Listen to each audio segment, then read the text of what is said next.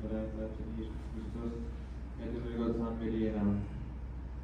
ጌታ ኢየሱስ ክርስቶስ ከብልታ ኃጢአት በስተቀር ሰው የሚሰራውን ሁሉ ይሰራልና በልጅነቱ እንደ ልጆች ይጫወት ነበር። ከዕለታት በአንድ ቀን ከጓደኞቹ ሕፃናት ጋር ሲጫወት በቤተ መስኮት የፀሐይ ብርሃን ገባ።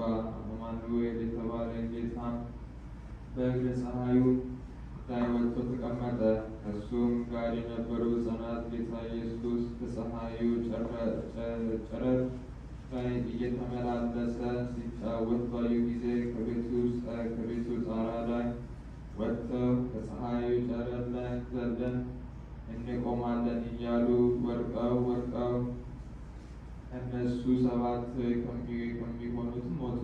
ከዚያም ጊዜ ታላቅ ጩኸት ሆነ።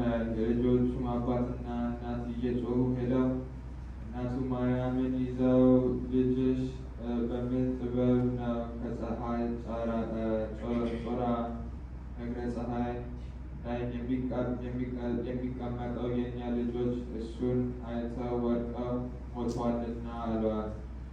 እዚያም ጌታችን ኢየሱስ ክርስቶስ ይዘው ደበደቡት። እሱን ለምን ትደበድቡኛላችሁ ቢላችሁ ልጆቻችን ሲገድል ነው አሉት። ጌታ ኢየሱስም ወደ ሕፃናቱ አስከሬን ሄደና በእውነት እኔ ገደልኳችሁን አላቸው። እነሱ ተነስተው በአንድ ቃል አቤቱ ጌታችን አምላካችን መድኃኒታችን ሆይ አንተስ ትንሣኤያችንና ለአንተ ምስጋና ይገባል። ለላከ ለአብን ምስጋና ይገባል። ለባሕሪ ሕይወትን ለመንፈስ ቅዱስ ምስጋና ይገባል። መላእክት በሰማይ ለእግዚአብሔር ምስጋና ይሁን። በምድርም ሰላም እሱ